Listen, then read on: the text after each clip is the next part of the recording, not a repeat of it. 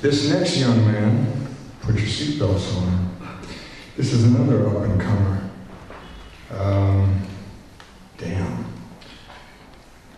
Jared Levine.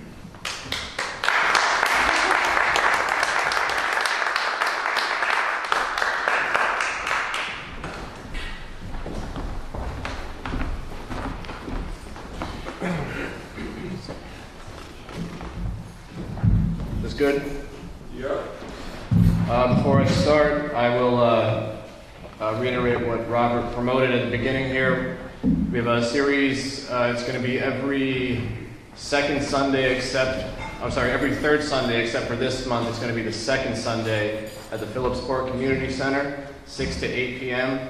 It's right off exit 113 off of Route 17, so if anybody can make the trip, we would love to have you there. So I'm going to read a performance piece. I'll give you an introduction that sets the context for it. And as Gold just mentioned in one of her pieces, the people's voice exhale out their discontent or read about their joys. It's kind of thematic here. So let me just read this really quick. The following is an interpretation, transliteration, reconfiguration, and amalgamation of one man's philosophical, metaphysical, monological, beautiful perspective on life. Here's how it happened. It was June 22, 2015, around 12 noon. The temperature was above 90. The smog was motionless, smoldering, and dank. I'd left Harlem that morning, took the A to Columbus Circle, walked southeast through Chelsea and Midtown, meandered past Gramercy Park, then further down to the Strand bookstore, before stopping at Union Square to cool off. As I rounded the southeastern park corner, boiling hot and nearly defeated, a man perched cross-legged on the wall politely asked if I had any cigarettes. Well, sure I did. When I obliged him, I joined him, and perhaps my willingness to spend a fraction of my day with a total stranger is what encouraged him to talk. And once he started talking, he didn't stop for nearly 20 minutes. Although he would likely disagree with this sentiment, it is important to note the man's appearance. Onyx skin, spaghetti dreads, long hoop rings, possibly fashioned from buffalo horn, dangling from his ears, nose, and lips. Rustic-colored, untied Air Force Ones, dark cargo shorts, dark t-shirt, black ball cap. I had no one with whom to compare him, but it turned out that the way he looked was the least interesting aspect of our encounter. The man, whose name I never learned nor needed to, had moon-like gravity. He spoke with confidence, a voice full of sincerity and self-awareness, the soul of a streetwise poet whose pen probably burned up every notebook he put it to. All he had were his words, and all his words had the destiny, the gift of incarnate life once spoken. His tongue intertwined slang and structure in such a way that his sentences seemed to cascade forth from some sanctuary waterfall, some mellifluous milk and honey pot secreted away behind his larynx.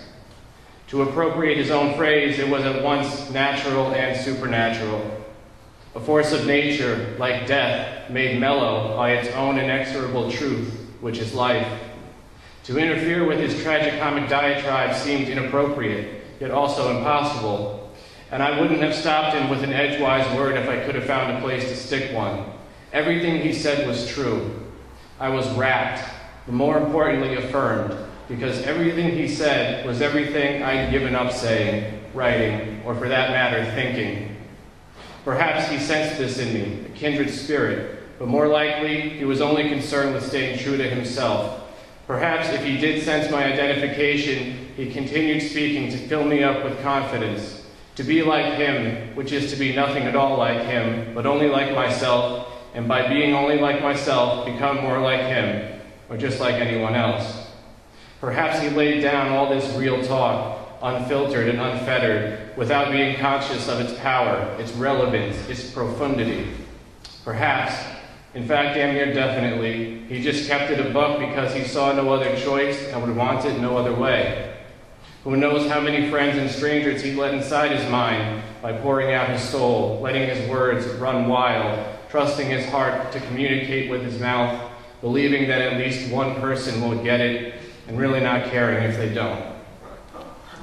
And I apologize for the language in this. I don't want to offend Father Bob, but it is what it is. This is called Real Talk, Union Square.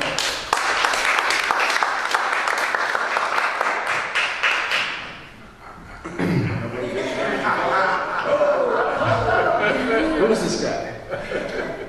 You see, Terrence, how you... Alright, I'm just going to keep it a buck with you, feel me? All these people running around here looking for the answer, they don't see it. They don't see it, and it's right in front of them. It's within them. Look, ain't nobody forced me to lace up my boots and come down here, right? I nodded them, walked outside, hit the train, and came up here. I put my own ass in this seat, not because someone said it's hip. See, I just watch them. Look at them. They got no idea. They got no idea. They got no idea. They don't know how beautiful they are.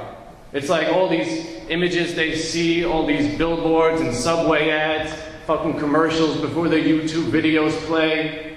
All these things are telling them how to be, how to act, what to feel. Fuck out of here. Can't nobody tell you what to feel. It's just crazy, man. But you know, it's kind of exciting too. It's like you watch a kid grow up idolizing whoever, LeBron or Jay-Z or fucking Donald Trump for all I care. Right? They see these dudes or Beyonce, Rihanna, Taylor Swift, right? And they say, damn, I gotta be that. That's what I want. That's who I'm trying to be, you know? And they keep their heads down when they walk. They got them buried in their phones and tablets and all that shit. You seen it? Because you looking, bro. I seen you looking. Can't see the truth if you blind to the world, man. I mean the real world. Not what's on the screen in your hand or on your living room wall. All that's just entertainment, right? But people have a hard time separating fact from fiction. Damn shame, too. Because knowledge is power, you dig? It's like if you know the score, you know you still might lose, but hey, you can at least respect the game. Except kids are soft these days, man, despite desensitization. Because they only know silver screen violence. They only seen actors crying, so they think, well, shit, I'm tough. I'm tougher than that. But we know there's things you can't learn from no superficial Hollywood production. Ain't no substitute for experience. Ain't never been, never gonna be. You just gotta get out there and live it, man. Live your life. That's why I'm here, just experiencing the city. You feel me? I ain't fronting on no one. I ain't hurting no one. I ain't even meaning to pass judgment like this. It's just, you know, I get these rushes of truth. Reality floods my mind till I ain't got room left and it just comes out my mouth. But you know, that's the kind of beautiful, wonderful thinking we're all capable of. Most of us just choose not to recognize it. And I ain't no saint. You know, I'm nothing special. I gotta put my pants on one leg at a time. I gotta eat, shit, and sleep like everybody else. Shit, I'm just like everybody else. I'm anybody, anywhere, whoever had it conscious. I just wish people would come around, man. It's like, open your eyes, damn. Don't you know life is about so much more than just buying shit and taking selfies? We all been blessed with 2 of the highest res cameras on the planet, but we choose to shut the aperture. And instead we're content to talk about megapixels and filters. And I ain't trying to sound too preachy, because life's too short for shucking and jiving, you feel me? I just get a little aggy when I see people get pigeonholed into thinking their lives are more important than the next dude's. Like they got the lock and key, the tongue and groove and all that. They think their lives are, holy shit, pieces of artwork. Everything gotta be this perfect little canvas they created with these machines. That if it ain't happened online, it ain't never happened. That's bullshit, man. That's horse shit. You don't need all that. See, all people need to survive is food, water, and love, bro. That's it. But you plant some bad seeds and watch them grow into poisonous thoughts, insidious shit, because they think what they're doing is cool or intelligent, creative, or God forbid, artistic. Art. Don't talk to me about art, about, oh, this stuff is my art, man, please. That shit ain't art. I am art. You are. This is art right here. This is really happening right now. And we ain't posting on Facebook for faceless net friends to comment on, like, and praise. Real talk, man. That's all I'm trying to spit at you right here, my dude. It's 90 degrees, June 22, 2015, and we're here in Union Square just chilling against this wall. Being humans. At all. Just living, breathing, one moment to the next, because ain't no other way to live. Despite our subconscious tendency to escape it all, except why would you want to, right? What you got in that phone you ain't got here in New York? Or Jersey, or fucking Saskatchewan, point blank, fucking people in some little straw hut in the Congo. You know what? We could learn a thing or two from people like that. People we might call simple people, but they anything but. They got the richest lives with the poorest wallets. They got family, they got friends, real living people in their village. They're the ones connected, and they ain't never seen or heard of Wi-Fi, 4G, LTE. They got heart, man. Mind, body, and soul. You tell me, dog, why don't any of these people want that? Let me put you on something right quick, bro. I don't mean to hate, all right? I'm not a hater. All this just comes out of sadness. Because I love people. I really do, man. I love the human spirit. I think it's the strongest thing on earth. Just breaks my heart a little bit every time I see someone walk by staring at the floor instead of the sky, when I see someone deny the world the best of themselves. The best of you ain't locked in no profile page, right? Best of you ain't polished, probably ain't pretty, but it's happy. Being happy is so easy when you lose that idea of yourself as a brand, like you something special. Being happy is natural, supernatural. When you let go of that ego and just retain the essence of your being, and man, if you don't even know what that is, I feel sorry. If you don't think you're worthy of all the joy life can afford, if you don't think life has given you enough just by your being here, and if you don't love yourself the way you expect to be loved by everyone else, that's the shit that brings the sadness out of me. And you know what's crazy? There's 8 million motherfuckers in this city right now juggling these same thoughts around their skulls, but all they want to share is 140 characters. I wish I could hug them all, man. I wish I could embrace every man, woman, and child who walks past me, just stuck in a rut, staring at the sidewalk. The truth is, ain't nobody got time for that, right? Because we got our own lives to live.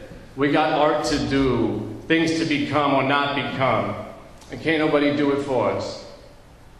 See, that's a supreme right there, man.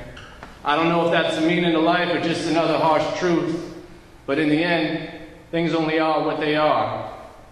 There only is what you do and what you don't do. For my part, I do happiness. I live, I love, I laugh like a crazy person. Motherfuckers think I'm on some bugged out shit for real. But I'm here for now, till I ain't no more. Funny how much we all got in common. Peace.